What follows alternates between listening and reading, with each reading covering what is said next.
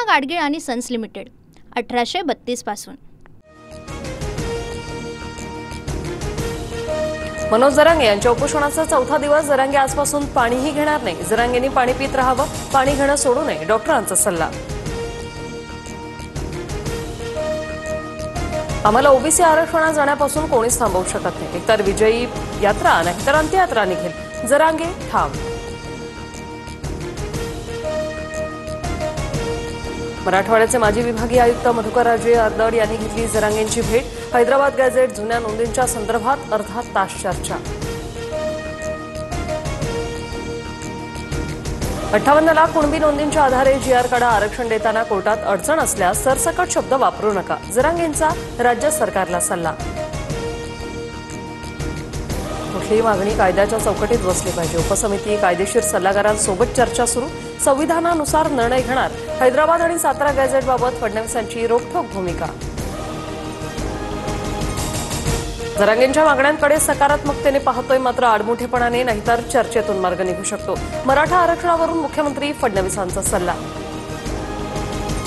चौथ्या दिवशीही मुंबईत मराठा आंदोलकांची मोठ्या प्रमाणात गर्दी। सीएसएमटी बीएमसी परिसरात आंदोलक मोठ्या प्रमाणात उपस्थित। आंदोलकांसाठी ठिकठिकाणी नाश्त्याची सोय। आझाद मैदानावर जरांगेंच्या उपोषणस्थळी खासदार सुप्रिया सुळेंची गाडी आंदोलकांनी अडवली। सुळेंच्या गाडीवर पाण्याच्या बाटल्या फेकत संताप। शरद पवारांनी आमचं वाटोळं केलं, आंदोलकांची जोरदार घोषणाबाजी। व्यासपीठावर आलेल्यांसोबत सन्मानाने वागा, गोंधळ घातल्यास आंदोलनस्थळी कोणीही येणार नाही, जरांगेंनी मराठा आंदोलकांना खडसावलं।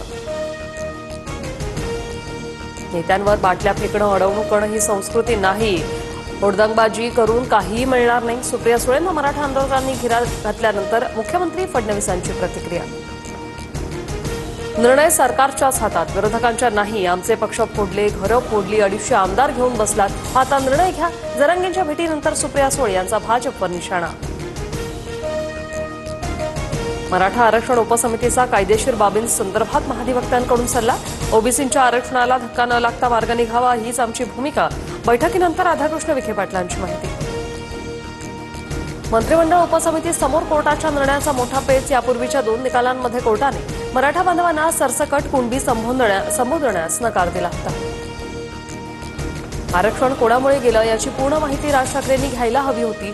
मराठे मुंबईला का आले हे शिंदेंना विचारा। या राज ठाकरेंच्या वक्तव्यानंतर उपमुख्यमंत्री शिंदे यांचा पलटवार। छगन भुजबळ आज मुंबईत ओबीसी नेत्यांची बैठक घेणार। विविध संघटना आणि समता परिषदेचे महत्त्वाचे पदाधिकारी उपस्थित राहणार। ओबीसी पदाधिकाऱ्यांना मुंबईत येण्याच्या सूचना। जरांगेंचं गाव असलेल्या अंतरवाली सराटीत आज ओबीसी कार्यकर्त्यांचं उपोषण। पोलिसांनी परवानगी नाकारल्यानंतरही ओबीसी कार्यकर्ते उपोषणावर ठाम।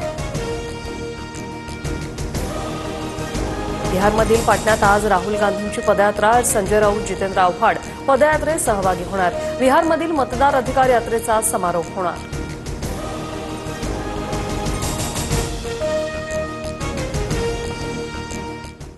पूना गाडगीळ आणि सन्स लिमिटेड 1832 पासून।